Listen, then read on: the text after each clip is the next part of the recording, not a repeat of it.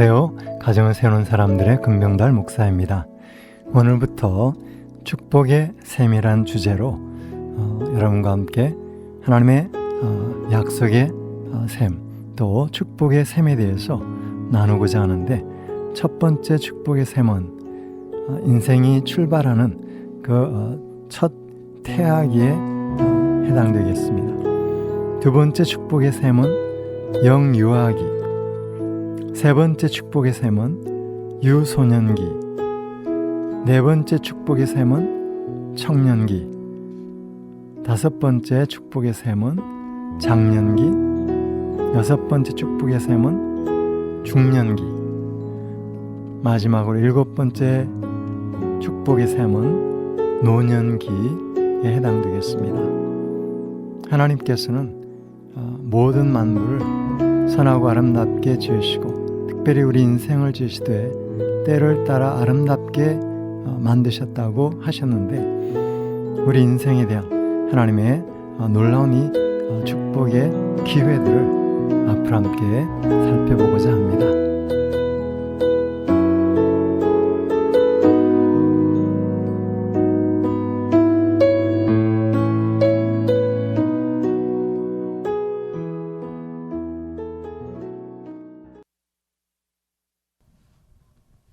안녕하세요. 오늘 축복의 셈 계속해서 우리가 중년기에 대해서 함께 생각해 보려고 합니다. 전도서 3장 말씀 보면 하나님께서 인생을 만드시되 때를 따라 아름답게 하셨다고 하셨는데, 이 중년의 때가 얼마만큼 소망이 있고 또 여러 면에서 가능성이 있는 그런 축복의 기회인지를 함께 생각해 보려고 합니다. 그런데 목사님 중년기 되셨어요? 네, 중년기, 언제부터 중년기죠? 네, 보통 40대, 50대를 중년기라고 생각하는데, 어떤 사회학자들에 따라 좀 차이가 있겠지만, 요즘 이제 100세 장수 시대를 사는 입장에서 40에서 80까지를 보는 분도 있고요. 35세에서 65세 이렇게 보통 이야기하는데, 저희들 전통적으로 이제까지는 40대 50대를 중년이라고 하고, 저도 중년의 마지막 순간을 이렇게 마지막 무렵을 살고 있지 않나 생각이 됩니다. 네, 중년기가 점점 길어졌어요. 왜냐하면 노년기, 그 다음에 이제 청년기, 그 중간이 중년기인데요.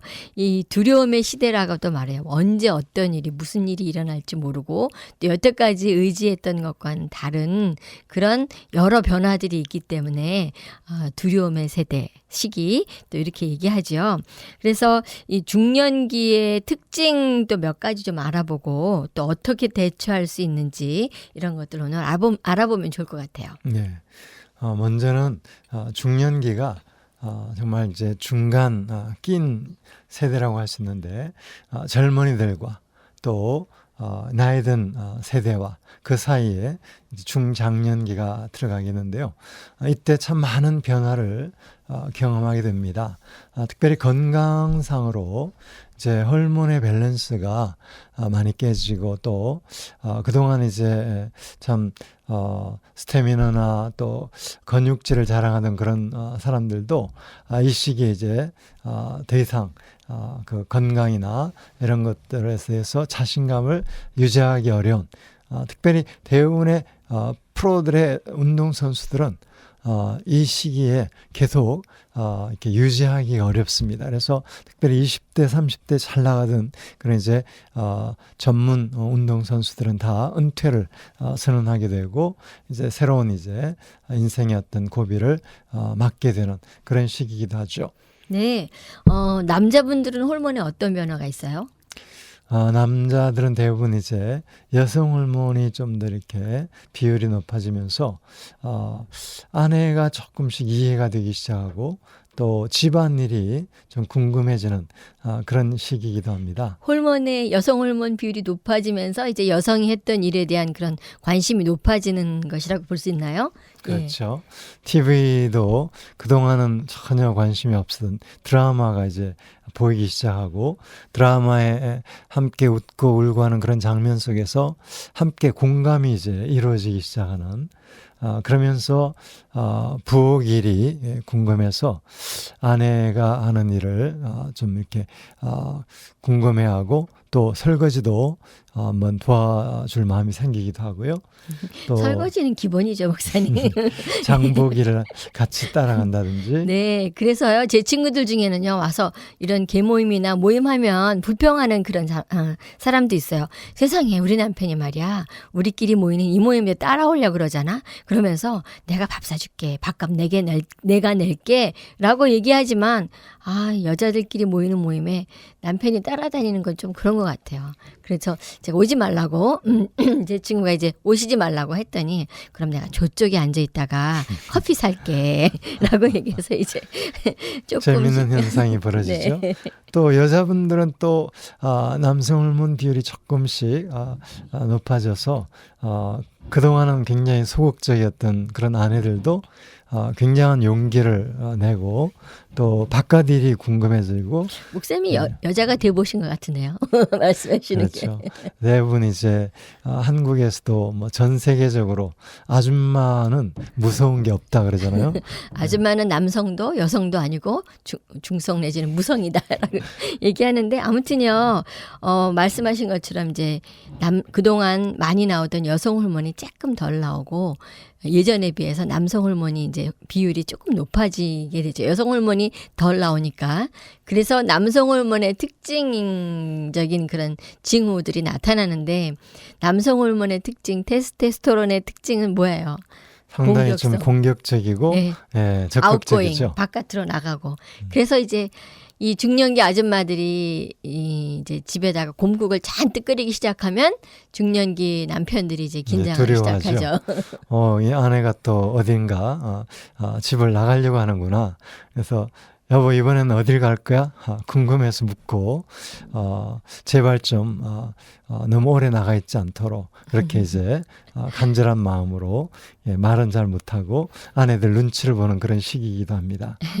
네, 아무튼 여태까지는 청년기 또 중년기 조금 전까지는요. 바깥에서 일에서의 성취, 직업에서의 성취, 목표 지향적인 거 이런 바깥에 눈에 보이는 것들이 이제 관심이 있었다면 하나님이 이런 중년기라는 정말 중간에 낀 이런 시기를 주셔서 터닝 포인트를 만드시는 그런 시기인 것 같아요. 그래서 바깥으로 관심이 있었던 것을 이제 inward, 우리 안으로 내면으로 관심을 갖게 하고 진정 나는 누군가 그리고 나는 어떻게 살아야 될까 나는 어떤 소명이 있고 사명이 있을까 나의 정말 말년은 어떻게 보내면 의미 있을까 이런 인생에 대한 진지한 고민을 해보는 시기이기도 하죠. 때로는 이제 사춘기라는 별명도 있는데요. 사춘기에 마음껏 이렇게 놀아보지 못했던 사람이나 아니면 사춘기에 충분히 이성과의 어떤 접촉이나 교제가 좀 부족했다 싶은 사람들은 이때도 자기가 아직 성적 매력이 남아있는지 매우 궁금해져서 이제 불장난하기 쉬운 마지막 어떤 기회라고 생각하고 나도 아직 누군가에게 좀 이렇게 매력적인 존재가 되는지를 이렇게 아주 참 테스트할 수 있는 그런 또 위험도 있다고 합니다. 그래서 이 사춘기의 방황의 위험이 있습니다. 네. 또 아줌마들은 나는 아직도 생산적인가? 나는 뭘 할 수 있나? 또 난 여태까지 어떻게 무엇을 하고 살았지? 이런 시기이기도 해요. 왜냐하면요. 사춘기 전까지 중년 전까지는 남편과 조화를 이루느라고 바빴고 또 시댁을 돌아보느라고 또 바빴고 아이들 그리고 키우느라고 힘들었죠. 아이들 하나 둘 셋 정말 수고하면서 아이들을 키우고 이렇게 했는데 이제 점점 아이들에게 많은 시간을 쏟던 것에서 자유해져서 시간이 있고 그리고 또 자기를 돌아볼 마음도 있고 하니까 나는 무엇하고 살아야 되지 하는 자기 자신에 대한 또 자기 자존감에 관한 그런 것들에 관심을 갖게 되는 것 같아요. 그렇죠. 네. 이때 이 시기는 10대 자녀들이 있거나 할 때 10대 자녀들은 또 사춘기 방황할 수 있는 그런 또 시기이기도 하죠. 그래서 반항하거나 또는 정말 부모도 힘든데 우리 자녀들이 엄청난 방황을 할 수가 있는 시기여서 참 우리, 복잡하네요.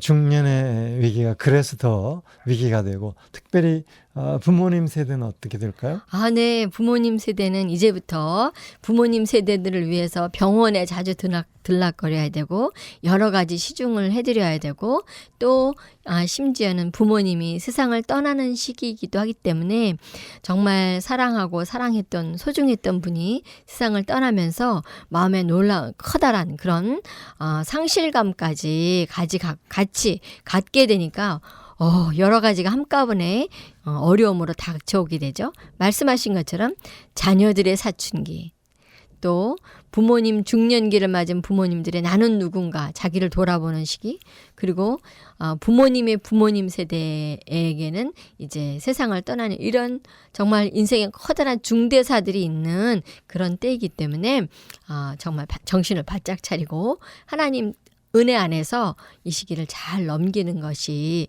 필요한 것 같아요. 특별히 중년기에 해당되는 그런 그 나이 50의 공자 이야기는 인생 50이면 지천명이란 말을 했거든요. 결국 50세가 되면 하늘의 뜻, 나를 향한 하나님의 계획이 무엇인가 그런 이제 뜻을 발견할 수 있는 시기라고도 했는데요. 사실 이 시대에 우리가 아직도 정말 영적으로 어떤 그 궁극적인 창조자에 대한 인정과 그리고 예수님의 그 십자가의 사랑을 아직도 받아들이지 못하고 믿지 못하고 있다면 우리 영혼은 방황할 수밖에 없고 구체적인 하나님의 소명을 깨달을 수가 없습니다. 그런 면에서는 정말 이제 더 이상 늦기 전에 인생이 더 정말 힘들기 전에 예수님을 붙잡는 것이 중요하다고 생각이 되고요. 그리고 예수님 안에서 정말 진정한 성숙 그리고 나아가서 우리가 장성한 그리스도인으로서 자신에게 주어진 하나님의 사명 그런 것들을 깨닫고 나아가서 하나님 주신 그 분복을 누리고 또 나눠주는 그런 삶을 살 수 있으면 좋겠다 생각이 됩니다. 특별히 우리는 세 가지 면에서 하나님 주신 그 자원을 활용할 수가 있어야 되는데 물권과 인권과 영권이 있다 그러죠.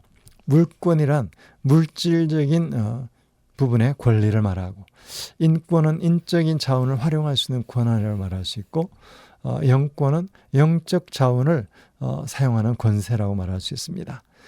이것은 사실 우리가 살아가는 현실에 꼭 필요한 그런 요소라고 볼 수가 있는데 그런 부분에서 하나님의 그 예비하신 물질과 또 인적인 네트워크와 그리고 하나님 아버지의 예비하신 그 은혜를 우리가 마음껏 누리고 또 나눠주는 그러한 삶을 살아갈 수 있도록 준비가 되어야 되겠다 생각이 됩니다.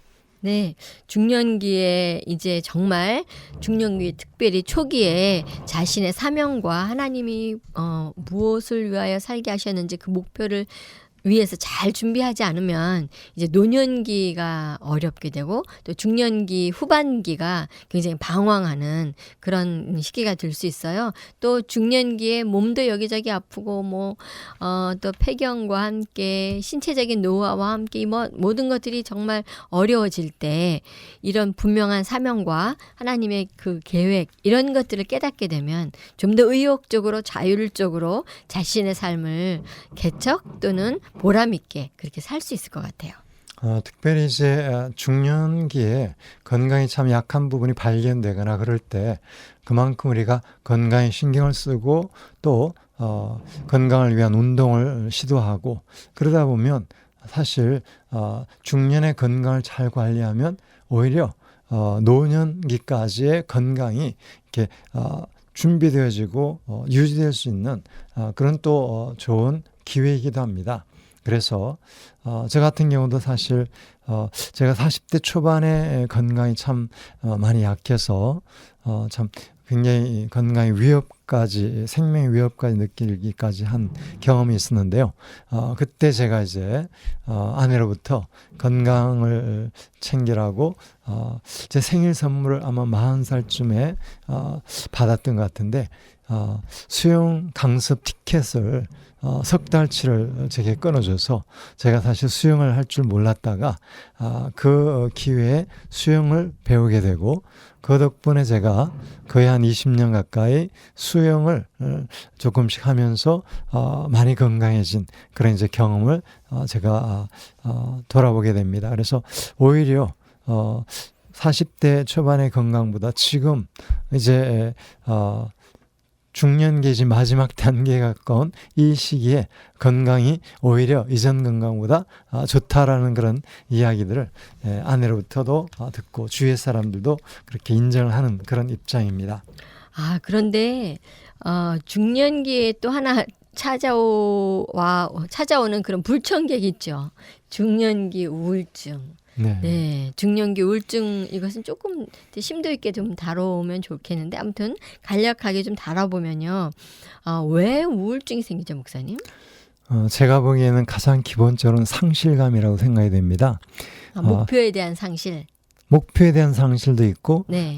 나에게 가장 소중했던 것, 내가 정말 아끼고 사랑했던 것을 잃어버렸을 때 그 상실감으로 말미암은 과거의 어떤 상실도 있고 또 미래의 꿈에 대한 상실도 있겠고 그런 상실감이 뿌리가 되어서 우리의 삶에 소망을 잃어버리면 결국 이제 우울증으로 빠지기가 쉽죠. 네, 그렇죠. 근데 사실은 중년기 되면 눈에 보이는 것만 생각하면 영적인 거 말고요.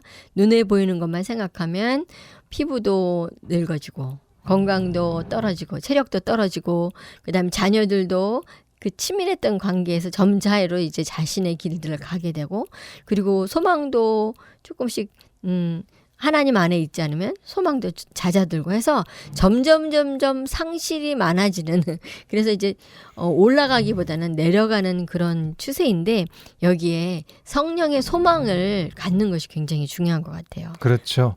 대부분의 이제 여성들은 누구누구의 엄마로서 그동안 아이들 돌보고 뒤치다꺼리 하느라고 정말 자기가 하고 싶었던 일이나 자기 자신을 위한 투자를 그동안 하지를 못했는데 그 때문에 이제는 어떻게 보면 이 중년의 위기에서 깊은 우울증이나 또는 자신에 대한 어떤 좀 좌절감, 내가 이제까지 뭐 하고 살았나 하는 그런 그 시기가 올 수가 있고 그 때문에 많이 힘들 수가 있겠는데 그런 부분에서 이제 정말 할 수 있는 일, 하고 싶은 일, 또 취미생활 이런 것들을 추진해 볼 수 있도록 이렇게 권해드리고 싶습니다. 네, 제가 재미있는 그 조사를 해왔는데요. 뭐냐면 국내 또 국외 연구에서 그 중년 여성들이 마음이 상하고 또 우울하게 되는 그 영향을 미치는 요인들, 스트레스의 요인들을 조사해봤어요. 그랬더니 뭐가 있을 것 같으세요, 목사님? 글쎄요. 잘 모르세요? 제가 중년 주부인데 그걸 모르세요? 네, 보면 부부 문제 가장 많았고요. 자녀 문제, 친인척 문제, 그리고 집안일, 또 건강 문제, 경제 문제. 이런 것들이 주부에게 스트레스를 갖고 오게 하는 가장 큰 그런 스트레스 요인이었어요. 근데 이런 스트레스를 잘 다루지 못하면 이제 마음의 짐이 되고 또 마음의 짐은 우리의 몸과 연결되어 있기 때문에 몸이 여기저기가 아프게 되고 하는 그런 요인이 될 수 있죠. 남자들은 남자들대로 자기 자신들이 이제까지 직장이나 또는 외적인 어떤 지위로 말미암아 자신의 신분에 대해서 가지고 있던 그런 정체감에서 어느 날 직장을 그만둔다거나 또는 그 포지션에서 내려오는 그래서 요즘 특별히 이제 대기업 같은 곳에서는 일찍이 부장이 되고 이사가 되고 승진하는데 승진하는 동안은 참 기분 좋게 잘 나가다가 의외에도 50대 초반이라든지 심지어는 뭐 40대 후반이라도 그 이사직에서 물러나야 되는 그런 상황들이 벌어지게 될 때 그 정신적인 충격은 참 굉장하다고 이렇게 듣고 있습니다. 그래서 이런 이제 직업상의 어떤 상황들, 자기가 원치 않은 가운데 직장에서 이제 조기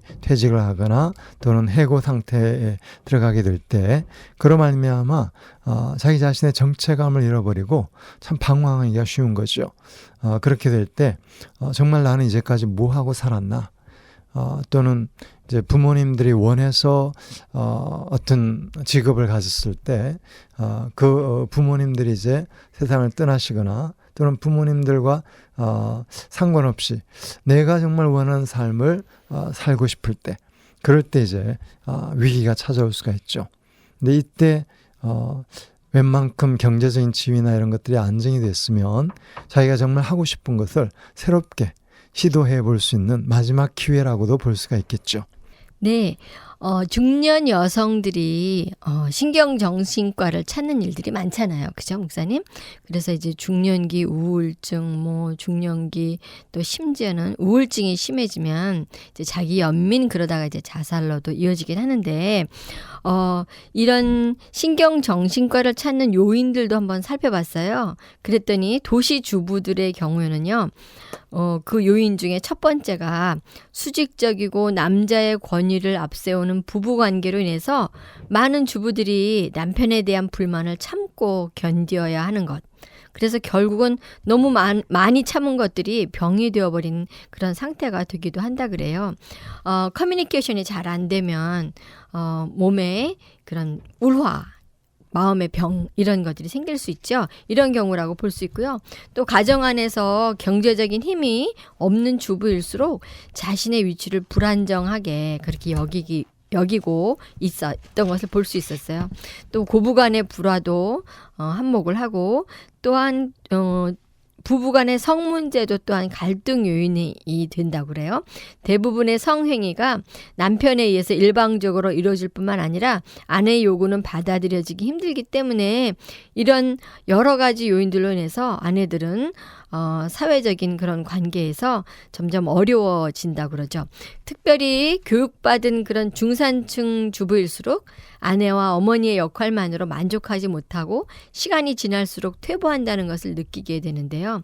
결혼할 당시와는 달리 남편보다 훨씬 열등하게 느껴지고, 그리고 어떻게 해서든지 자기 자아 실현을 해보려는 그런 욕구가 강해진다고 그래요. 주부들은 이런 자아 실현과 사회적인 성취 방법, 곧 직장을 갖는다든지 이런 것들이 극히 제한돼 있고, 또 취미 활동이나 봉사 활동 이런 것들로 근본적인 해결책이 마련될 수 없는 경우가 참 많아요. 그래서 한 가지 좋은 제안을 좀 드리고 싶어요. 독서 치유 모임이라고 들어보셨나요?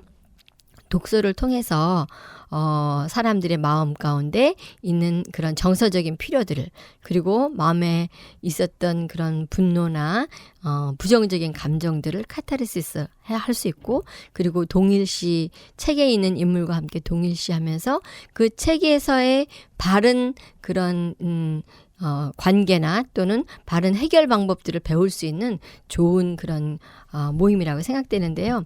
저도 이런 중년 주부들을 대상으로 독서 모임을 하고 있는데 굉장히 시간이나 노력이 드는 것에 비해서 상당히 좋은 효과가 있어요.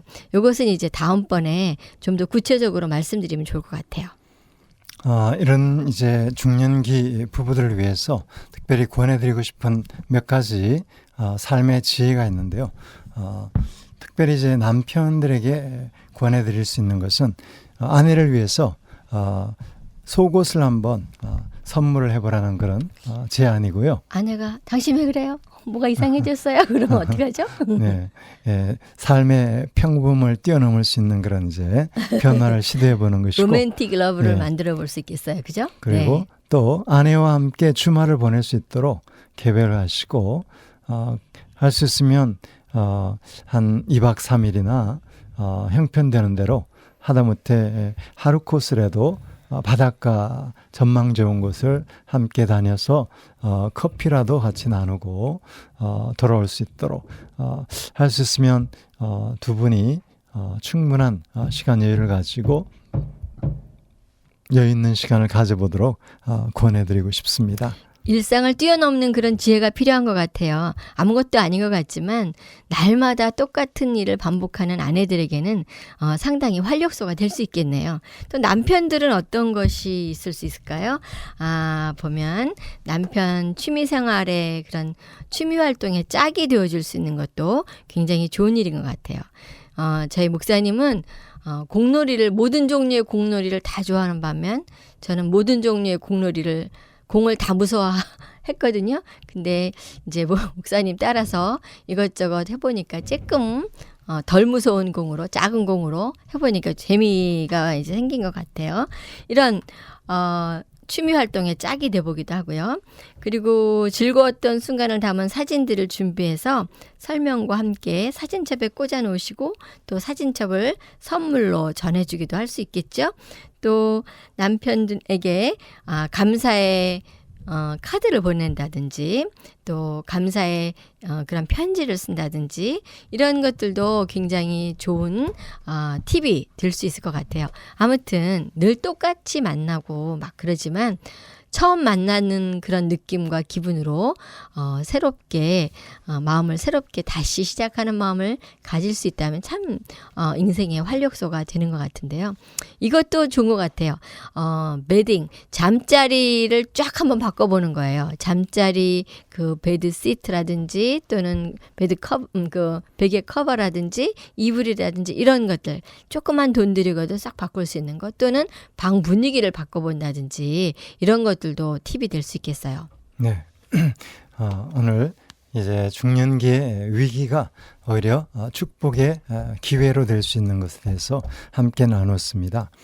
특별히 주위에도 보면 80대 연세에도 불구하고 목회 활동이나 선교 활동에 아주 왕성하게 그렇게 활동하시는 분들을 보게 되는데 정말 좋은 모델이라 생각이 됩니다. 얼마 전 103, 4세까지 사셨다가 소천하신 방지일 목사님이라고 정말 목회자로서 또 선교사로서 아주 우리에게 귀감이 되시는 그런 분이라고 생각이 됩니다. 돌아가시기 바로 며칠 전까지 참 평범한 일상적인 생활을 잘 하시다가 이렇게 며칠 자리에 누우신 채 이제 소천하셨다고 말씀을 드렸습니다. 그래서 우리 모두가 특별히 선교지에서든 아니면 목회 현지에서든 주님 안에서 하나님 주시는 건강과 또 하나님 주시는 은혜 가운데 정말 우리의 달려갈 길을 다 달려가고 주님 앞에 부르심 받을 때 또 할렐루야 그렇게 달려나갈 수 있는 저희들 모두가 되었으면 좋겠습니다. 오늘 여기까지 하죠. 네, 감사합니다. 감사합니다.